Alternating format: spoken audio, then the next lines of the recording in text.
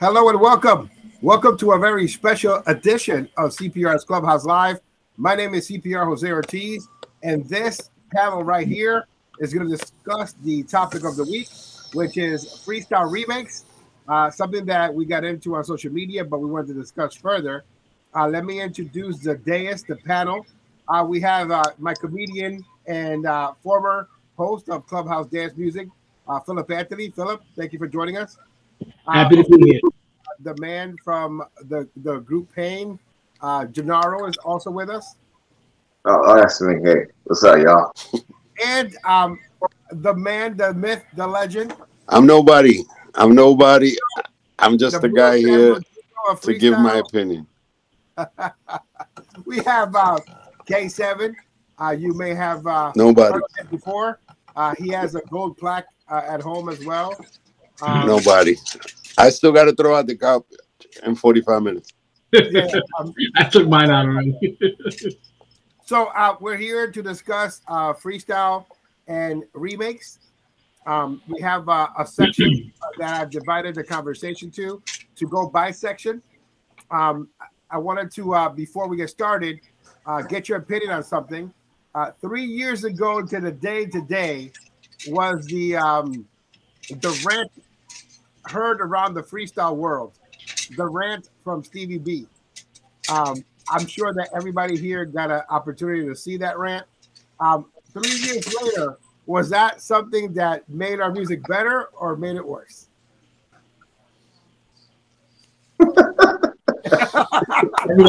Anybody want to take that one? Anybody? That was a softball. Damn, you just come out. That wasn't on the agenda. That wasn't on the agenda. Here's the funny thing. I still don't got the agenda in front of me. It's not on there, Kate. It's not even on there. Let me preface it. Okay, so I think that 3 years ago when Stevie B had his rant, it was coming from a good place. He was trying to bring awareness to the quality in our music and how it needed to improve. And then what happened was, because of social media, the message got lost and it became something totally different. Something that ignited 3 years of just the worst bantering I've ever seen on social media. So just wanted to know if you thought that was a positive thing, or in the end, the freestyle community turned it into something negative or something to take advantage of to go after the first generation of this music. I think you just answered it right there. It was both, because he was being honest, and he was saying what Jose, you and I were already saying for years. Yes. And, and what a lot of people were already thinking, so he said it, and the people who turned it into something else are the people who took offense to it because they were the guilty parties. Right. I mean, if you had good music, that rant didn't bother you. Why would it? Right. Absolutely. So the people who made it what it is, or made it what it turned into, were the people who were guilty of putting out crappy music. I'm going to tell you what hurt Stevie the most after saying that rant. He turned around, did that rant in hopes that everybody would listen. But what ended up happening is he ended up releasing an album right after that. And it put pressure for him to be a leader. And I think that the only person who I know that played cuts from that album is probably Jose. Yeah. And, hardly anyone else played those. Hardly any of the DJs that we know in the community did not support that album whatsoever. And fans, I don't think, whether it be here or Brazil, I could be wrong. I'm just stating from the energy that I saw once the record was released. I didn't see anybody talking about it. So after stating things so strongly, making valid and honest points that needed to be heard, to then release something that was received lacklusterly. Yes. It made people totally ignore what he said. But if I could be honest with you, our community was going to do that anyway, because our community is not a community of we don't absorb knowledge really well. That's my opinion. Or we choose not to. Jenaro? Yeah, because most like, to expand on what Kay just said, because most people are already, when the knowledge is coming in, they're looking for, what's my response? What do I say about this? Where do I find the wrong in this? Where do I go to, who are you to tell me? It's that's the thing, instead of just listening to people who come before you and they've made an impact in this genre. I don't care if you want to say somebody, oh, well, they haven't gone platinum since 19, whatever. I ain't been platinum, period. So I'm gonna listen. I'm gonna listen to what they gotta say, the tips that they give me, the pointers they give me. Now, with that being said, of course you could learn something from everybody, but this genre is very closed-minded. It's clicky, as we talk about all the time, and it's in the music gets overshadowed, as like when I did a rant, not so long ago, by all the BS. I mean, the music always gets overshadowed by that, so it's very hard as an artist to. I mean, when Stevie said what he said, I mean, I was in the background going, yeah, I've said a whole lot of this myself. Like I agree, and I'm not gonna say like, oh, I'm one of the best people or anything like that, but I was one of those people since 2006 who was like, what's coming out is not good, and it's putting a stain on what we do, and it's shedding a bad light on all of us. So I had no problem with what he said. But again, like Kay said, I do think the message got lost in the people who were waiting to either tear him down or, try to just make a mockery of the message. What I saw happen was that there's a lot of people that took that opportunity to use it as a marketing scheme. And so they use that to market themselves. They also use it to try to cut corners and skip to the front of the line and make it appear as if they were contenders for the top spot by going after all the top artists. So it became a marketing ploy. What I would like to say about the album from Stevie B was that It's All Right featuring Jenny Renee was a song that he put out on the album, which allowed Jenny Renee to be pulled up the correct way by earning it. There's a song there called Take It All Back, was a great song in my opinion. That was a good one. It wasn't a complete freestyle album, the Best of Life album released in 2020, but there were some good choice cuts on there, but people used the album to further their agenda and further their topic of they are better than the first generation. Could I tell you? Let's be honest. Let's say I'm gonna choose an artist out of the blue. Let's say Judy Torres recorded the greatest freestyle album of all times in the next 2 months and put it out and started out with our community. No one's gonna buy the record. Right. No one's gonna run to their iTunes to download it. It's simply because it's a different time. We can get it for free. We know how to go around it. Right. We know that in 2 days, the label's going to put up a video. And all of us know how to rip the song from YouTube. So who's going to buy the song? Right. That's basically what's happening to all of us. Yeah. If you want, and it's not just freestyle. It's R&B. It's hip hop. It's the only people who are actually selling records is Latin music. Mm-hmm. That's why Camila Cabello's entire album feels like she took every single reggaeton beat and salsa beat and just wrote English songs over it, because she wants to appeal to where the records are selling. Right. But no one's selling records. And for a subgenre of dance music who is unpoliced, uneducated, and unwilling to grow, to incorporate new. That's my wife laughing downstairs as she's fixing stuff. You know, to be able to incorporate new styles of music into the sound. We're the guys that got left back.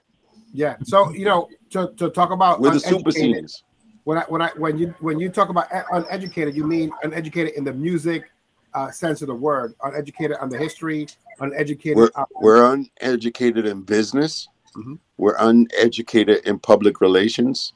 We're uneducated in marketing. Public relations. And marketing. Marketing. That's the word. That's the one. Listen, and we could all learn marketing by going to YouTube and spending, you know, 15 minutes of our time whenever we have free time. You can go on Google and get certified for free. Learn how to use AdWords and learn how to use a lot of Google tools that'll you know increase your presence and your relevance online. Right. Absolutely. None of us know. Nobody in freestyle. Well, you do. No one in freestyle has. A limited amount of us have music lawyers. Limited amount of us have trademarks. A limited amount of us are trying to. Nobody has a 5-year plan. We have complaints, but not a 5-year plan. In this genre, that's a 5-song plan. That's yeah. No, we got 5 years worth of complaints. Yeah, they do. They do more complaints than songs. You got like 1 song a year and like 20 complaints a year. It's just And the other thing is that's you know, and Jose talks about this all the time. The bochinche is a lot bigger than the song. Mm-hmm. So said artist starts an argument, and then the next week is his release. The bochinche is a lot bigger than the release.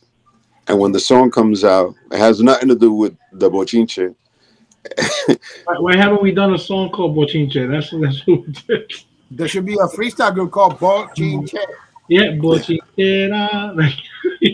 Something. Well, here we are all these years later after the Stevie B Rant. That's what it was titled.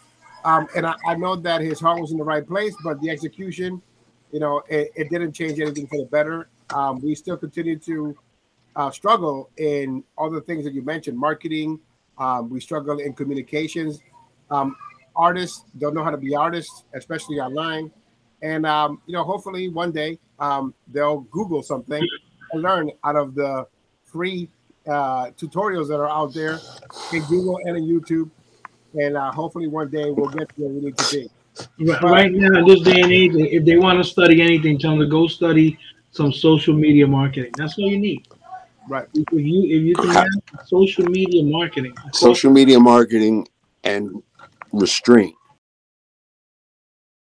Freestyle remakes.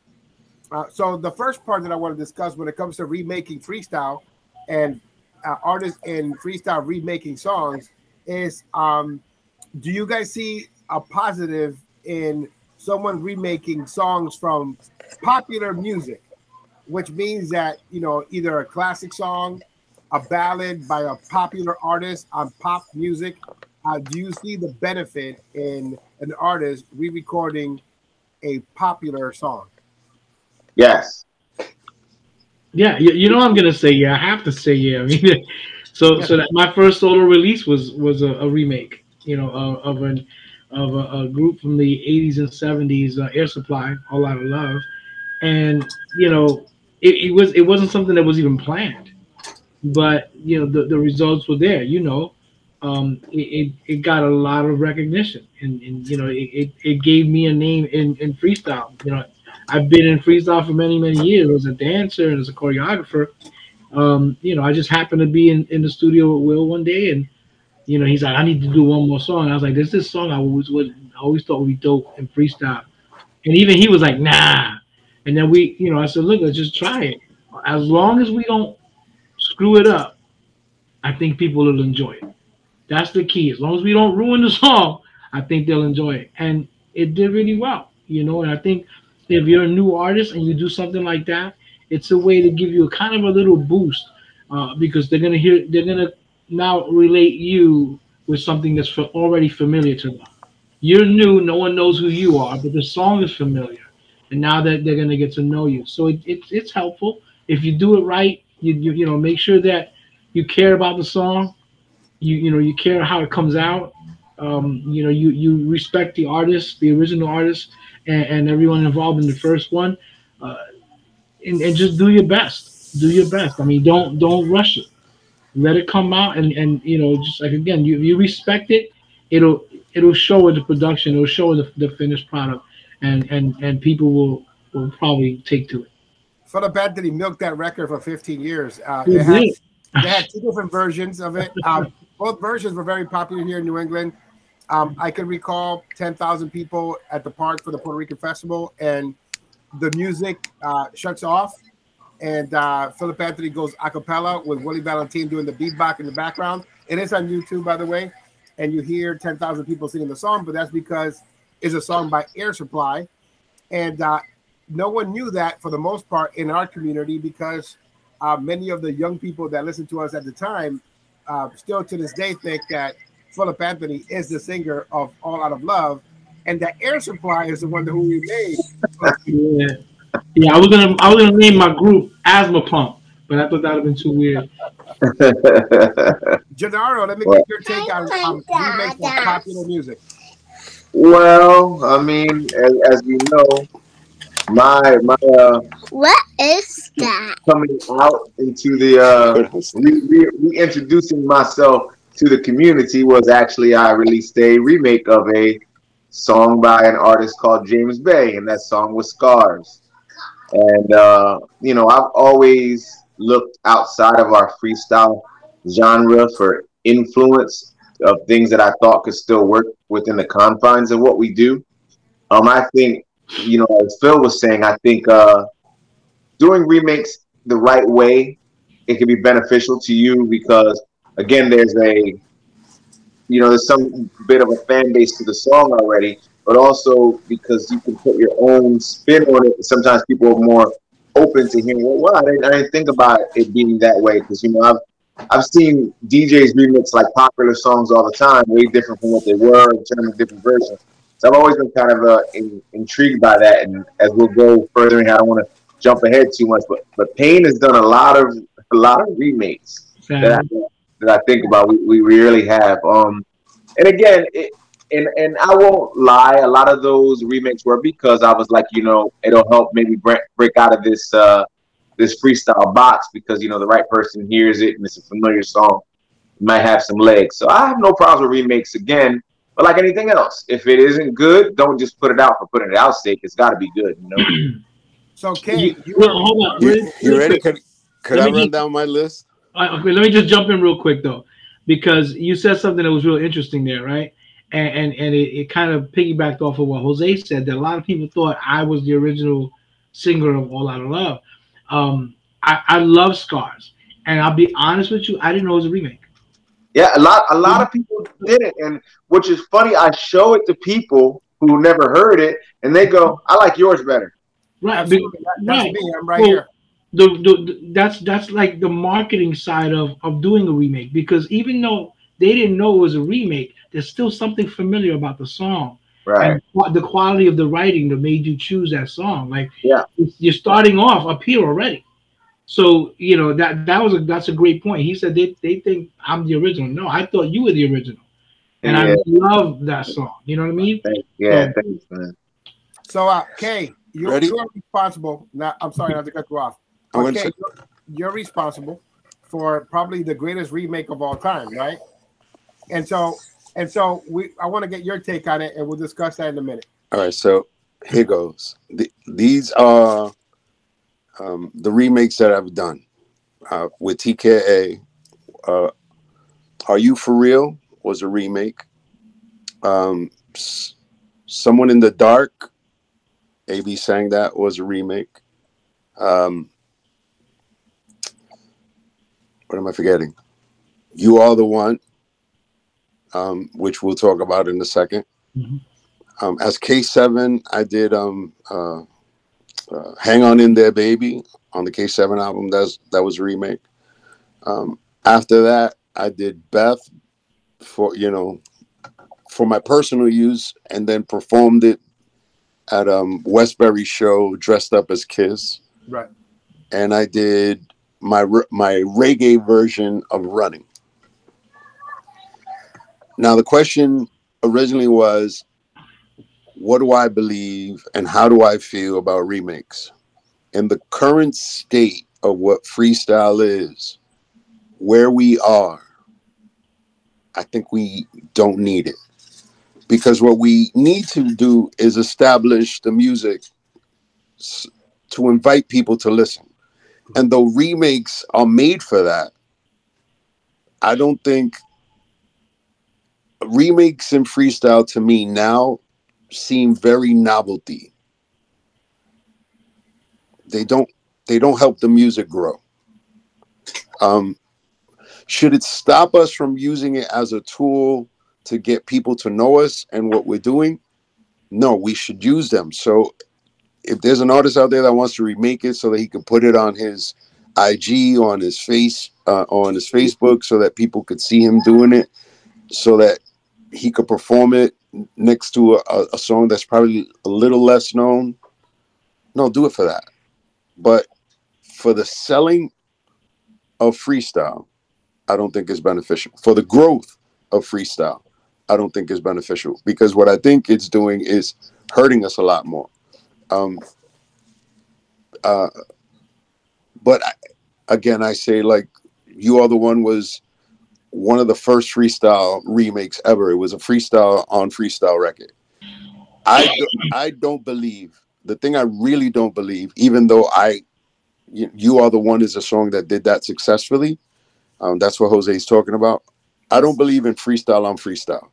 Right, and that's the second part of the topic, which we can get into right now. So again, you are responsible for the greatest remake of all time. What people may have not known is that, for me, I found out maybe 8 years ago that You Are the One was a remake, and Carla Reddish was the original version, released in 1988, and then a little bit after, TKA re-recorded it and made it a bona fide hit. It was a song that was featured on the soundtrack to Lean On Me. And there's not a better segment in a movie, in my opinion, than when you're in the cafeteria and they're playing TKA You Are the One on the boombox, and Morgan Freeman is trying to get him to shut the music off, but you hear it, and that is something for me that it popped me, like, as a freestyle fan. So that is the exception to the rule. For me, I don't like freestyle on freestyle remakes. I don't like when freestyle artists remake other freestyle artists' songs. There are a couple of reasons that I'm going to bring up in a few minutes. But I want to get Jenaro's take on, how do you feel about freestyle artists remaking other freestyle artists' songs? I mean, for if they're doing it to release it, I'm kind of iffy about it. Now, I did a unreleased remake of a freestyle song. It's a song called Destiny by Brandon. Right. And I actually perform it sometimes, like little pieces of it, because from my region of where I'm from, it was highly popular, and Brandon never performed it. So I kind of use it as a hype the crowd tool, get them to sing along with me outside of just like the pain stuff or whatever. Like Jenaro, here's a question. Yeah. Are you selling that version? No. For me, and Phillip, I'm sorry to cut in front of you. For me,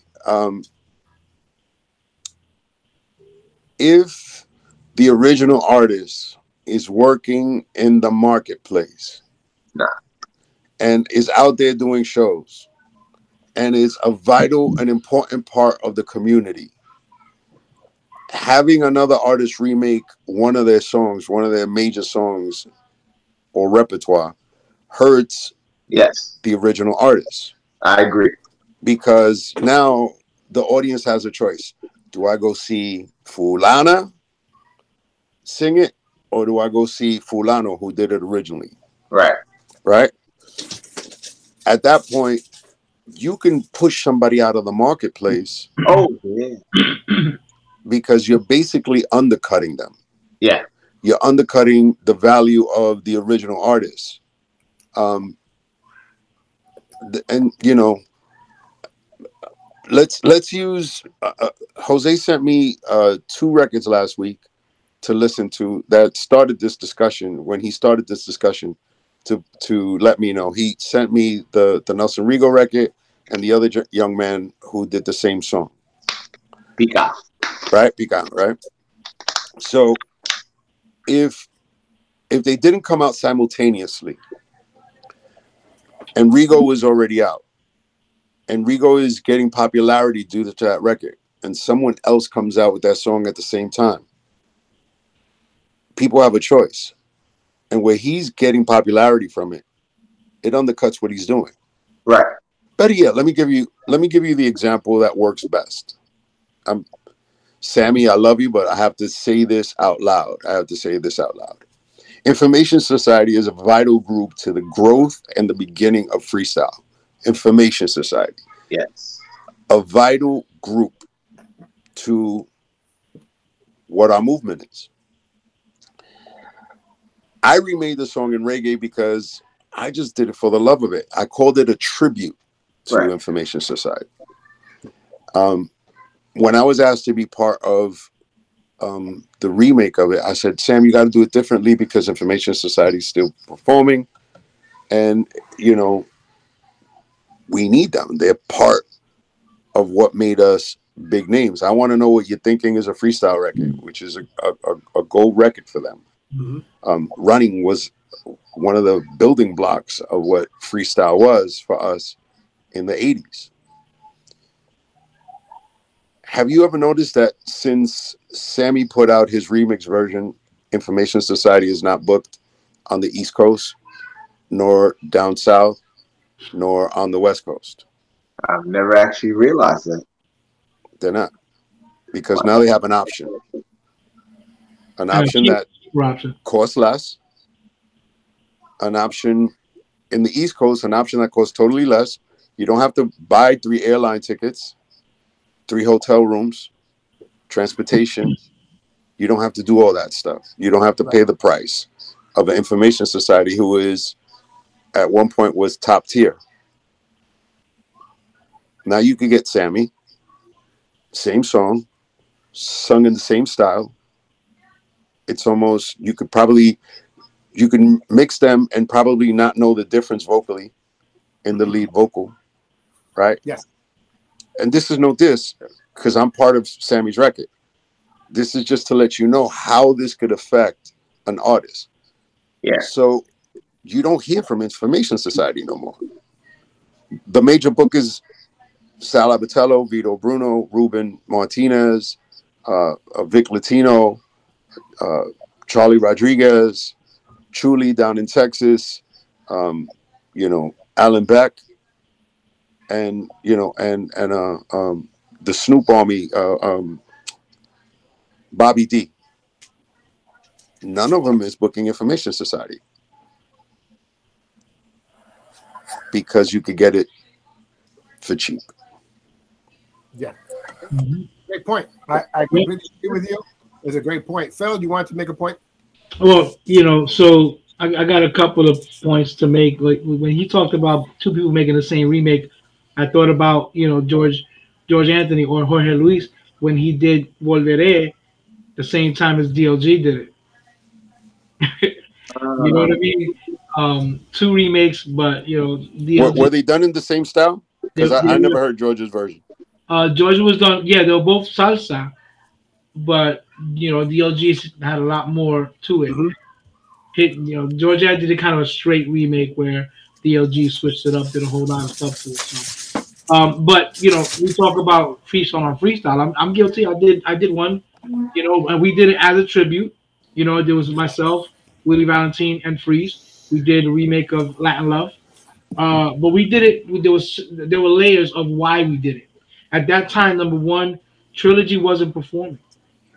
We hadn't heard anything from Trilogy in a long time.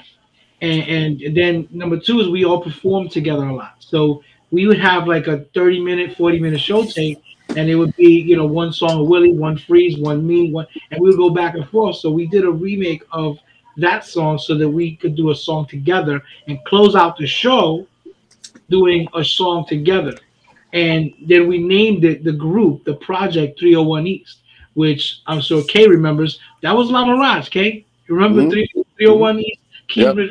That was, so we named it 301 East because it was an homage to not only Trilogy, not only old school freestyle, but the club where we grew up in freestyle. Well, honestly, where Trilogy popped off from. Yes, right, because they lived up the street. They lived up the street. Like, I knew those guys. So, you know, so that we did it, and then shortly after that, Carlos started singing again. And, you know, he was like, yo, he reached out to us. And he was like, yo, y'all, you know, do me a favor, don't do that song. And say no more. Like, there was, you didn't even have to say, you didn't have to give me a reason. You didn't say, you're performing again? For real? Dope. We're done. We're never going to perform that song again. Right. I really myself we stuck to that. We're like, we'll never perform that song again. Yeah, that's like me in the Brandon remake. Like I've done it a handful of times, but I never would go out like add it like permanently to my set list or anything like that because I mean he doesn't perform, and that's one of the reasons. But he's not performing. If you look at beginning of the end, that George Anthony did with Cynthia. I mean, Marisol has no desire to ever perform. No desire, and it's a great song. That's just right. So now in that case, you look at it and you say, okay, well, do you deprive the fans of this great project that they did together? They did it well. The song has benefited George because you know, he always starts off his set with that song, whether he's with a female Cynthia Figueroa or not. He always starts out with that song. But to let you know, Jenaro, Brandon is back on 418 Freestyle, and he'll be releasing music soon. I'm a big Judy Torres fan. She's known as the queen. No one can touch her. Like her, there's no other. And she is a person now that she's doing TV, doing stage. You know, so she's untouchable in my book. But I do agree with what K7 said. Once you start getting the less expensive version of someone else doing that song, it could cost her a show here and there because she's going to charge a few thousand, where the other person's going to charge a couple hundred. So I go to Mia, and she remade No Reason to Cry. First of all, I think it's a cheat code when artists introducing themselves, releasing a remake of somebody else's music. I'm sorry, I'm so excited I just dropped everything. So I think it's a huge disrespect when an artist that is in freestyle trying to get into the freestyle market remakes a freestyle song by a freestyle artist, and then that's the first song they come out with. I don't think that's actually done. And so people will watch this video and say, well, Judy Torres, you know, she seconded. They met and you know, she praised her version and stuff like that. And my response is always, what do you expect Judy to do? She's on Blue Bloods. She's a star. She's on KTU. She's on all these different platforms. Do you expect her to say publicly in front of you, hey, stop performing my song? I don't think that would happen. I think. Could I ask the three of you one question? Sure. If I got up tomorrow morning, yes, and I went and I chose to remake, I buy it. If I do, and I'm using this as an example, not that I'm going to do it. Chaco and my teas, I'm going to buy it. If I choose to remake any of the current male artists, the new, what you guys call new school, because you know how I feel about that. Yes. If I remade any of their songs as TK put it out, while those artists are trying to get on, what would the community say about me doing that? That you're trying to take food from their table. And it's going to split. I'm already holding them back from getting shows. That false narrative that they've been talking about for years. Right. And now I'm taking the music. Right. But you know that they'll also use that as, hey, they did my song, so they can ride that. How's about if they're good at marketing? How's about if I complain when any artist remakes my song? What would they say? I think you had a valid complaint one time. Like, no, I have a few valid complaints. No, but I'm just I have understand, 3 valid complaints. the first one I'm talking about, you know, like somebody should have put a hit out on that guy. Like, that was ridiculous. Like, that was sacrilegious in freestyle to do something like that. Like, but if I did that, I would be considered a hater. Yeah. So you can't win. For someone like me, I can't win. Well, I can't look at Jenaro's catalog and say, damn, I like that song. I'm going to redo it. Freestyle on freestyle. While he's in the market, the only way to do that respectfully, no one's going to think he did it. The only way to do it respectfully is to do it with the artist. Right. Yeah. And if you involve that artist, now you look like the champ, because you're like, I see this, I like this, and I like this artist and what they did here, and let's give them some shine and put them on the stage with somebody at my level. Yeah, I'm playing double dutch here with you guys because I'm trying to, cut in. But a couple of points I want to make. So I go back to the Judy Torres. So Judy Torres' songs, that's not the first time that they remake one of her songs. In the 90s, LT remade Come Into My Arms. Now, the same compliment that Judy Torres gave LT in the 90s is the same compliment that she gave Mia in the 2000s. So, again, you can see the pattern. The pattern is that she is a queen. Classy. She's classy. And she's classy, and she's not going to put you down. I'm not saying that Mia did a bad job, because she didn't. I'm just saying it's something that she shouldn't perform right now at this time when she's live somewhere performing, because Judy Torres is active. Well, can I jump in real quick? 1 second. The point I want to make is that what you stated, Phil, was that if the artist does it with the person who wrote it or the performed it originally. So Stevie B has done that in the past, where he's given that opportunity to people like Julio Mena, when One Last Wish was recorded. And then afterwards, the permission was given by Julio to re-record it and make it into a duet. It never became what it should have become, because it's a great song. But that was just one example of what I thought was going to be a pull-up for Julio, but it just didn't turn out that way. And we know why. We know it. But so about the Mia situation, you said that she shouldn't be performing it. I think it's okay for her to perform it as a cover, because if you're a new freestyle artist and you only have one song, like, you might want to put a show together, and so you might want to do a couple of covers, maybe not all freestyle covers. I agree. Just do covers, so what you can do, and then do your song. Right. But if you're on the bill with them, you can't do that. Right? No, absolutely not. No, you can't. But so one, if you can do it as a cover, again, if they're not on the bill, but not to release it. Like, that's where I have the problem. Why are you releasing it? A great example of that is Jennifer Jimenez. When she only had one song, she came out and she would do like Rihanna songs. She was doing all kinds of songs, like covers, as a set, and then she would do her song.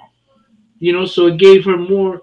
It made her more marketable, because she only got one song, but she's coming in here. She's belting out like 3 or 4 popular songs as a covers and killing it, and then getting into her song that we booked her for. I'll give you one that hurt. Yeah. Brenda K-Star, I Still Believe. She came out with I Still Believe, her biggest record ever.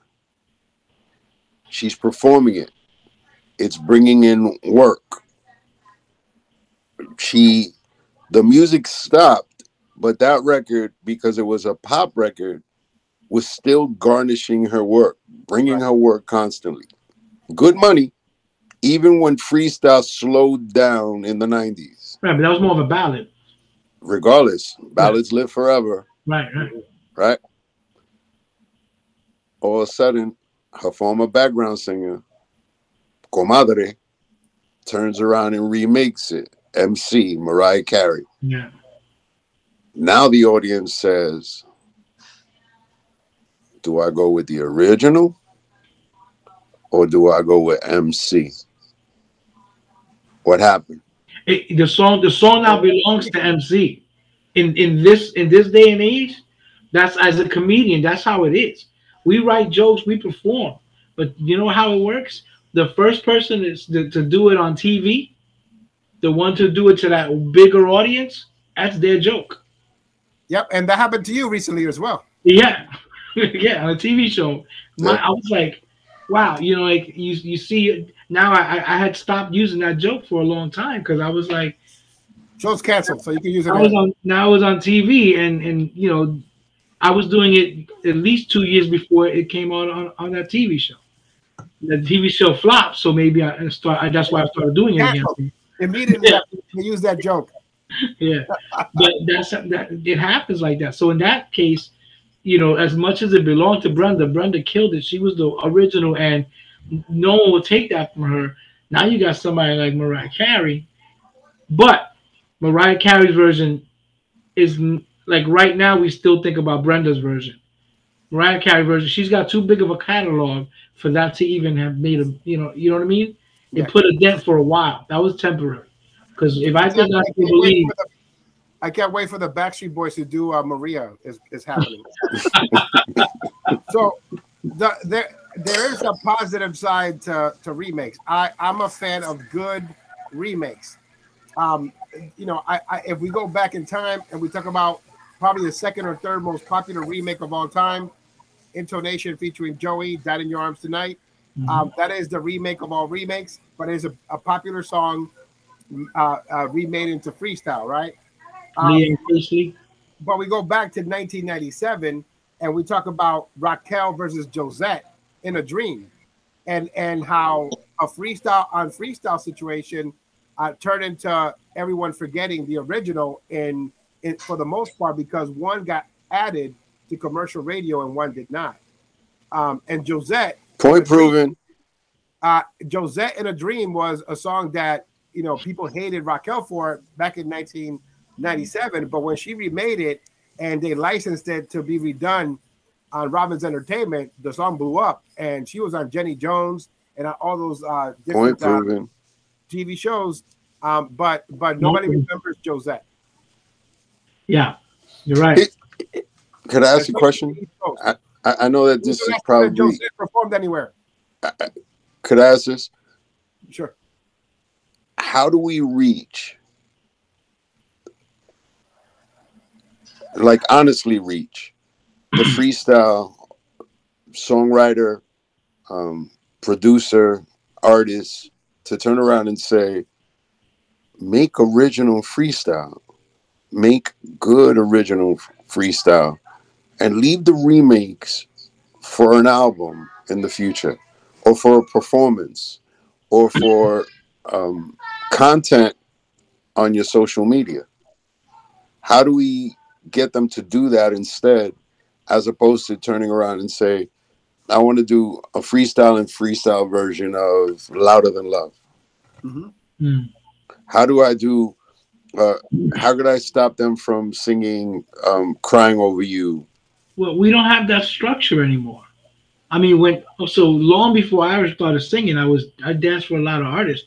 I attended those AMA meetings. You remember AMA, the Artist Management Association? So like those meetings were all artist managers and producers, and it was all people in the industry, and they were talking about like who's coming next, what artists are we pushing now, where's the music going, so there was these conversations happening between DJs, producers, managers, road managers, artists. Everyone was, you know, on the same page behind the scenes. So when they went out, everything happened and people were like, oh my God, this is all new. But everything was planned. So we knew where the direction the music was going in before it came out. No one's doing that now. There's no cohesiveness. There's no one working together. And if you try to involve or, you know, kind of add some guidance, and they take it as arrogance, or they just take it the wrong way, and they won't listen, like we said earlier. So Right. there's no one willing to get together like that. You know what I mean? I think if everyone did it in different camps, because there's some good producers out there. I mean, look, you got Jay Allen's, Woody Valentine, you got the Santana twins, you got a lot of good guys out there doing stuff that are worth listening to. And if if they all got together, and really put I guess, solidify where everything's going, just like, all right, they're the gatekeepers. Let's do that. So the quality has to go through them. If it's not going to meet any of those standards, it shouldn't go. It shouldn't be involved. And those are just the producers. Now you talk about the radio DJs, the real DJs, the artists, everyone who gets involved is got to be on that same page for the same. I don't need any more death threats, Phil. Yeah, you do. A couple more. You can do. But it comes right back to what we said, like, Kay said, how do we stop it? Unfortunately, until we get to a place where not everything is fire, that's the only way it's going to stop. Because but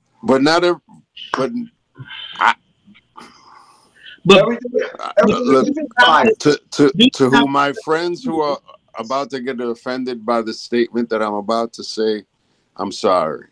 I just gotta be honest. There is no fire currently out.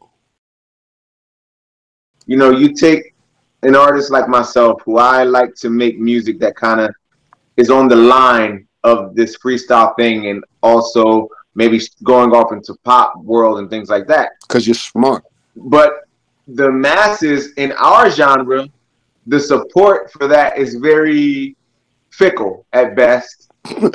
and then the cookie cutter, run of the mill, wash, rinse, repeat records are the ones that, and not to say that they last long, because as CPR said earlier, they're forgetting songs just like this right now. So it's everything's very disposable. So I'm like, it's like, how do we, I know we want to be in this. Not that we want to be, but we're in this freestyle world because we like the music, we love what we do, and also because in this lane we do have some. Sorry, Phil, we have some marketability in this lane. Jenaro can go out here and get shows because of my paying stuff and plus what I do for myself. But when I go out on the grind into this other world, I'm just a dude knocking on the door like, here, please play my record. So it's kind of, it puts us in a weird place.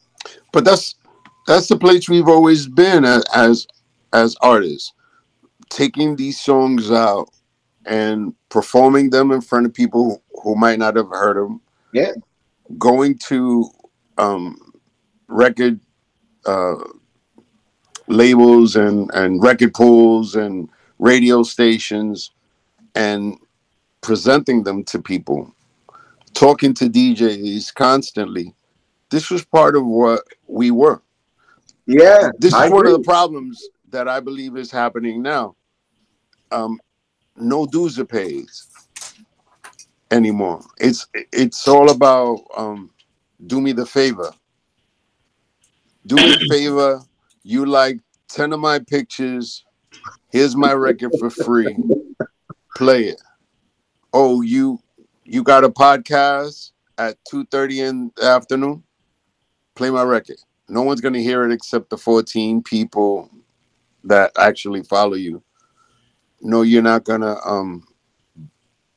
buy ad space on Facebook so that you could expand your audience. No, you're not gonna do you're only gonna promote it to those 14 people. Because they're doing the free, they're not really investing in themselves. I mean, when's the last artist that did a press kit? Ask any of the artists, what is a press kit? But that goes right back to the same thing, is because in this community, that's not seen as a necessary thing. Even though we know for the next level and for that other stuff, it is a necessary element. A look. That's what's happening. A look is not a necessary thing now. There's a quote that I heard. No one looks like an artist anymore. I'm sorry. Yeah, you're right. There's a quote that I heard. I love. The quote goes, "If you fight for your limitations, you get to keep them." All right. So if you're not making those moves, yeah, in the freestyle in this little community, there's no one that you want to even give a press kit to, right? So forget about there's no one to give it to, but Right. you gotta have one as an artist and give it to. There's gonna be people out there that don't even know freestyle, and they listen to you who has a blend of freestyle and pop, and they go, "This is different." And then you get your music played, and you get featured on Ellen, right? That who's that artist that just came out with that song? Kaiser. Right. That's freestyle, but she didn't. I'm sure her press kit didn't say freestyle on it. It does. Well, it's music, and this is me, and this is who it. And actually, it's funny because people keep asking who's Kaiser, and Kaiser is an international superstar, but she purposely made a freestyle song with her producer who happened to have passed away, and she wanted to put these 3 songs out. But on her social media page, she says it on there. It's freestyle. It's a freestyle song that she put out. Not only that, but she's very close to Slushy, who happens to be Wendy's son, and so it's stuff that's out there in the community that people don't bother to look at because they feel like the people that are international superstars in their mind on their social media feed, those are the ones they have to worry about, and they're so far off. But we are far off from the main topic at hand. So I'm gonna just it's just a little bit. Bring it back in. I'm gonna bring back the playing around, right? And I wanted to go back to the first 2 questions. So, Phillip Anthony, do you agree that it's okay to remake popular freestyle songs, but not freestyle songs sung by other freestyle artists? Remake popular songs, not remake popular freestyle songs. Okay. What about you, Jenaro? I agree. I mean, like we said, we're doing it for, cover reasons or maybe, but like I said, don't try to steal anybody's thunder or try to piggyback off what somebody else is doing. As long as it's done that way, to me, it's okay. Okay. As content to promote yourself as an artist, not for sale, because it's, again, like you said earlier, a cheat code. Yeah. Like if I woke up tomorrow and wanted to sing, I don't know. I burn. Just do it, bro. No, not I burn. La Bamba? Let's say I did La Bamba. So I woke up tomorrow and wanted to do La Bamba, and I'm doing it for Facebook and IG and TikTok. Then it's worth it. But if I'm trying to, as a freestyle, but if I'm trying to do it and sell it. Okay, let me ask you a question. So let's say you did that. You had no intentions of selling it. And all of a sudden, it goes viral, and they want you to put that out. Well, Richie Valens ain't around no more. So, respected that. I wanted to say that if you want to talk about the most hated remake of all time, you only need to look at Adam Morano Collage when he tried to remake Selena's song when she passed away and sell it. If you thought that was a miscarriage of justice, if they would have caught him, it would have been over for him at that time. To be fair to Mia, she didn't sell the remake of Judy Torres' song, but she did make a video on YouTube right now. So No Reason to Cry was a YouTube video. No Reason to Cry is a song that she got booked to at shows and she performed. She did meet Judy Torres, and I just think that as the first song that she released in freestyle, it was kind of distasteful in my eyes. I think she should stop performing it, but that's neither here nor there. Not something that I want to hang my hat on. There are some great remakes that people should check out. I think about Jill Terrell, Love Song, one of the best remakes I've made. Recently, George Lamont, I Believe in Love. People went crazy over that. It's a song that lasted the most. It's a great record. Lamont redid Don't Stop Believing, and they did a freestyle-esque remake remix to that. Who did that? It was part of the package. It was house mixes and dance mixes, and then they It had was? like a Freestyle S version of it. Again, I mean, it works, but for our community, like, Judy Torres did Faithfully. yeah, but they were done as pop house records. Yeah, pop right. So and it was, those records were intentionally done to bring these dance music artists into the modern day. I know it because the producer of both is Giuseppe D, who's one of my closest friends. Right. And, you know, as well as George and Judy's friend. And what he was trying to do is put us in a place where he felt that we needed to be recognized. And it worked.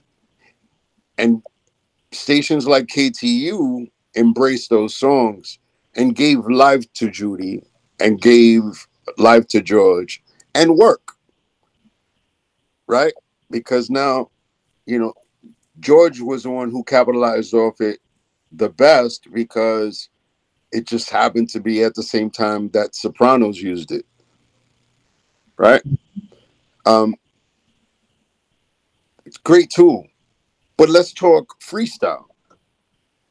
Let's talk freestyle. Those songs were done to be outside the freestyle formula. When we did Are You For Real? It was meant to be outside the freestyle formula. When we did Someone in the Dark on the Scars of Love album, it was done to be outside the freestyle formula. We were trying to compete with, you know, Toy Soldiers by Martika. That's why we did it. So we took a Michael Jackson record and had AB sing it. That's why we did that remake. So we were trying to reach a broader audience by it. Remaking freestyle on freestyle, when freestyle is on life support, it's not dead, it's on life support, right? Is it helping freestyle or is it just maintaining the life support? I don't think it's doing either one. It's not helping. Go ahead, Phil. You want to say something? No, it's not doing either because you know, it's not adding any longevity. So it's not helping or maintaining the life support because it's not adding any longevity and it's not helping the music at all. So I know, and I've been saying this. I'm not gonna be the guy that makes the song that invites everybody back into our music because I'm one of its pioneers, right? So yeah, I'm like an elder statesman, but to reintroduce it, it ain't gonna be none of us here. It's gonna be somebody way younger than us that takes all the ideas that we've had and actually applies them and has a I don't give up type of attitude and does it right and knows about business and doesn't let friendship stop them and doesn't let the internet banter destroy them or they don't get involved in it. That's what's going to happen.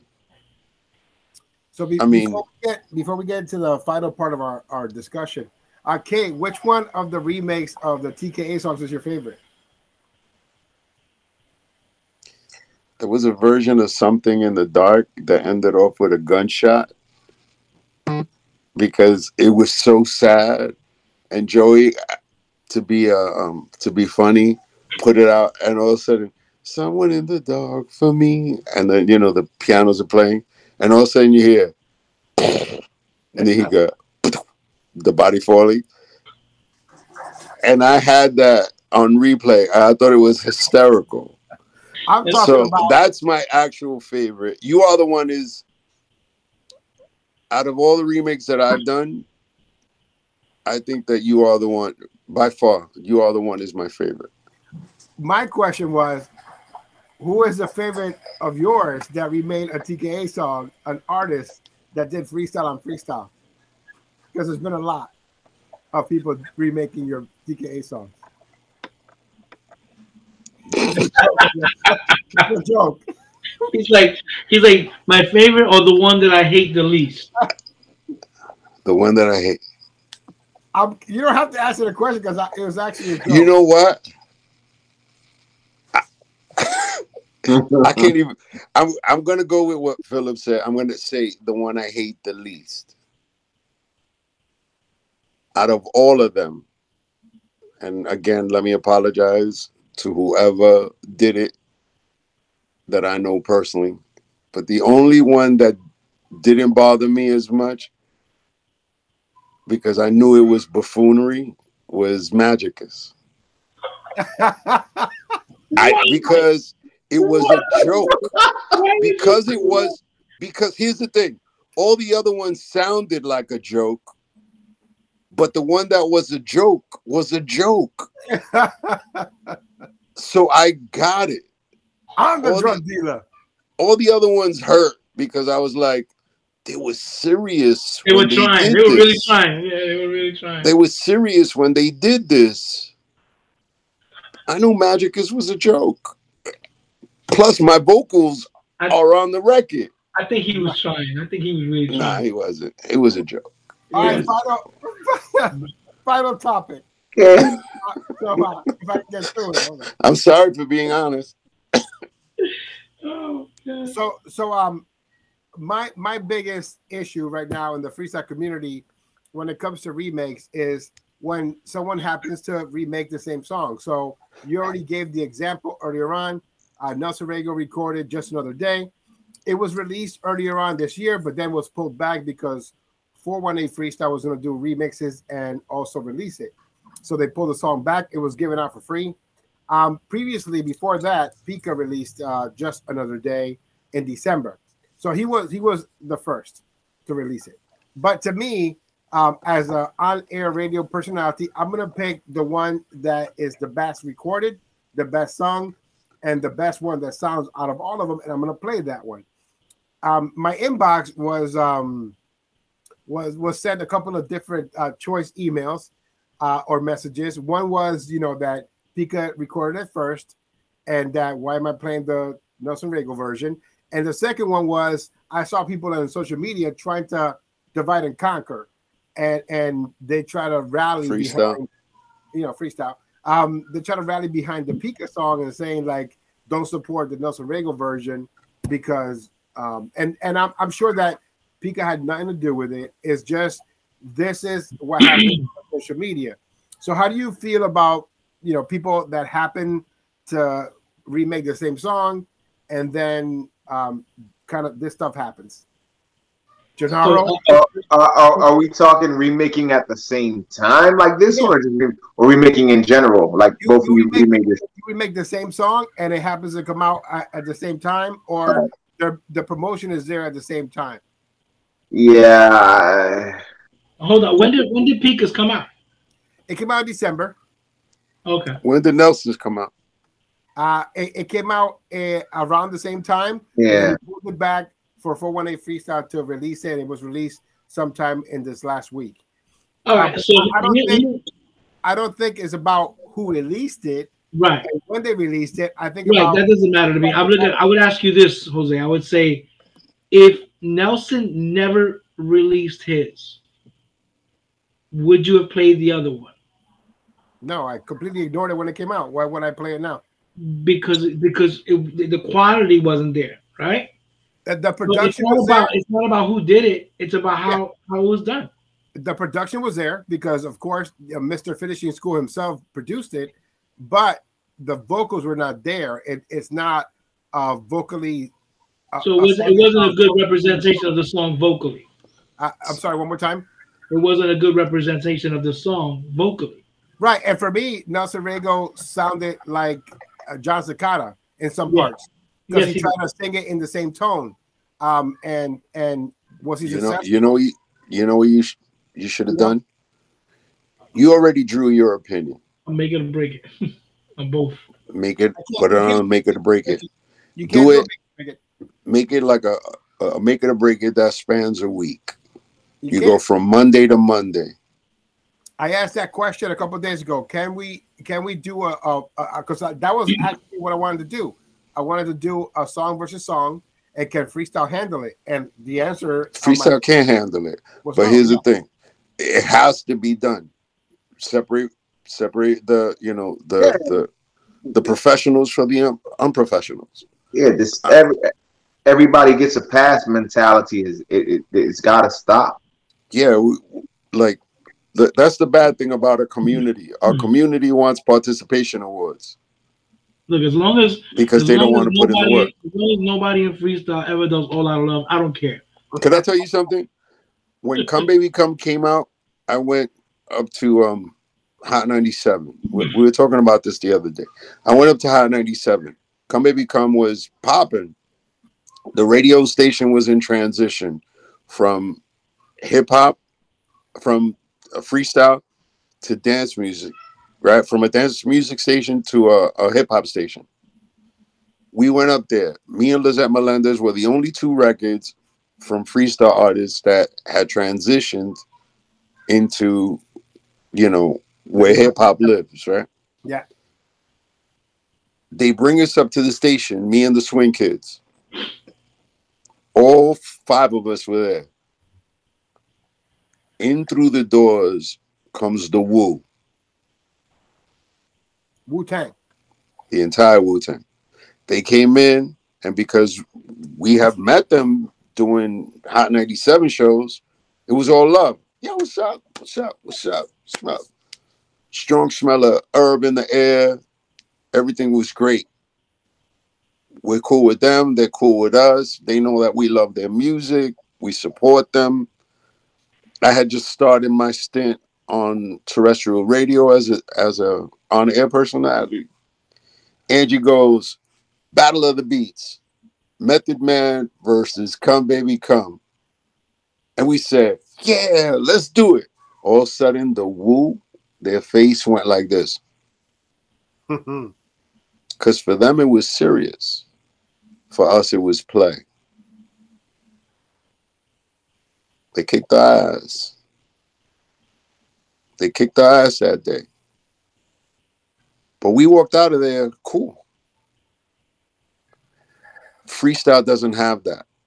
Right now, if you took the top guy singing freestyle out of all the new guys and put under the second guy and said, new one by so-and-so and new one by so-and-so, and played it, there would be their whole online repertoire of fights against his. That's what you're battling. AKA CPR's Freestyle Countdown on CPR's Clubhouse group on Facebook. Yep. Okay. That's exactly what it is. And even though the rules are posted, they don't care. They just go in there and they do what they do. Why even do it? Because you know what? It's a situation where I wanna put out the best quality content. And even though we haven't had 10s in 2022, we have had some 7.5, some 8s, and so I got to pick from those to support for 2022. And it's the most popular countdown around, so why would I not do it?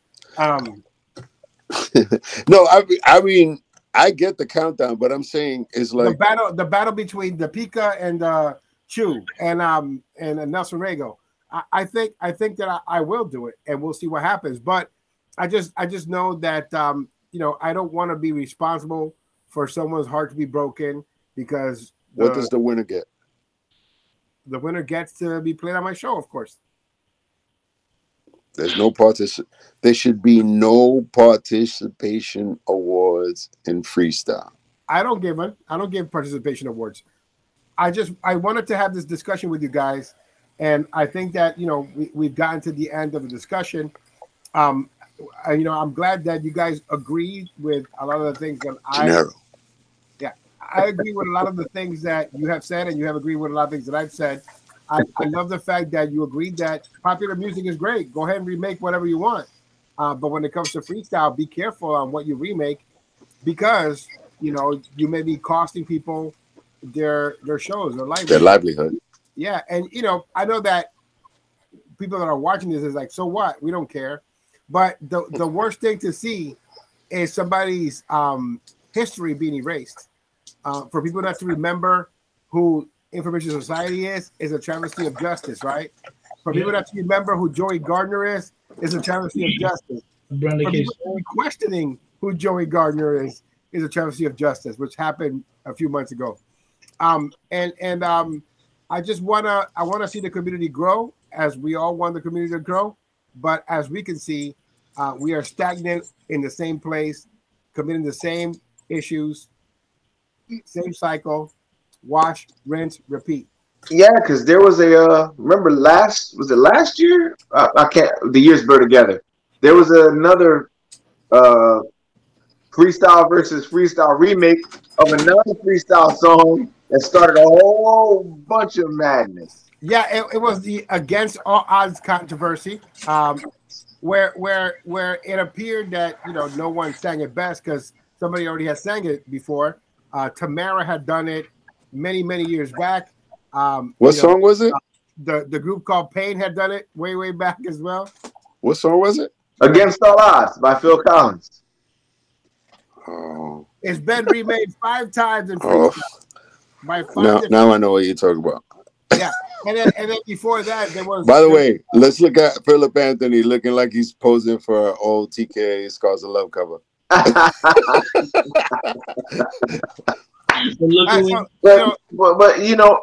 and again, I don't know. Like, I remember, like, when I was gonna release "Don't Talk to Me," right? We talk about the controversy and things like that in freestyle. I purposely didn't release my song on a certain date because that was my boy's date that he was releasing his song. I could have easily came out on the date that I had chose, but I said, you know what? I'm going to wait because I want my boy to have his moment, get the momentum, do whatever. I don't want to come out. And again, there's nothing wrong with friendly competition. But I was like, nah, I'll pull my date back because this is his first big release, his first, coming back out. I didn't want to be there like, well, let's try to do a thing. Oh, well, let's do Jenaro, let's do Eric. And I was like, no, I'm gonna hold my date back. And that's what we're lacking in this industry. You know what I'm saying? It's like, why do you want to, everybody can't be on top at the exact same time. There's always going to be a favorite. There's always going to be a favorite. There's going to be people who prefer TKA's latest release. Some might prefer mine. They might prefer George's. At the end of the day, it's like I keep telling people we're all fishing in the same damn pond. So I don't know what the problem is. Listen, what you do is great because that gives you an opportunity to give him a little more promotion by you promoting his release, right? And then him in turn, now his release has got some buzz and people are following him, and now he's like, hey, now Jenaro's releasing his, and he can cross promote you, right? Could I ask Phillip Anthony a question before we go? Absolutely. All right. No, seriously, it's a serious question. Right. Being a comedian, being a professional at what you do, what did you think about T.I. coming out and doing a comedy? I blame the people around him. There's nothing wrong with T.I. wanting to be a comedian. Okay, maybe around his friends or in his circle, he's hilarious. But comedy's a craft, and it takes a long time to. I sucked for years and I didn't know it, right? So I thought I was killing it, right? So you have to grow, and your jokes are to grow with you, and there's a process. So them putting him on that platform was too big of a platform for him. He didn't belong there. He was not ready for that. If you look, like I saw that his when he came out, and he has opportunity. Like me being in the game for years, having his fame, I would have went out there and immediately connected with the crowd because they already know me. But now let me make them feel like we friends. Then I could say whatever I want, and they're gonna ride with me. But nobody's coaching him. They could be writing jokes for him, but they're not coaching him on how to work the crowd, on what how it's different than music. It's different. But here's the funny thing. I want everyone to rewind what he just said and apply it to freestyle. Yep. We all at the same time. We're riding the same wave. Right, and at some point, every one of us sucked. But you got to keep doing it, and you got to keep pay attention, and learn. You got to learn from people who are up there. So now that doing it for a long time. Guys here. But I'll say last thing about T.I. is this is every comedian right at the beginning of their comedy career. This is their moment, right? When you bomb like that, when you get booed. Even in a small room, but he got booed. Separates from mice from men. So now it's if he continues to do this, then he's gonna be a comedian. Well, guys, listen, thank you so much for being part of CPR's Clubhouse Live. Dubstep. I'm just so glad it came out. I was gonna be breaking my head all night. Yeah, me too. I was trying to figure out the song that TKA remade in 1987. That ended up being a Lean on Me. It took me a little while to remember it because I had it. Carla Reddish, You Are the One. Right. Yeah, and people didn't figure that out for 20 years. So, by the way, I was told originally when we recorded that it wasn't I didn't know it was a remake up until the vocals were done.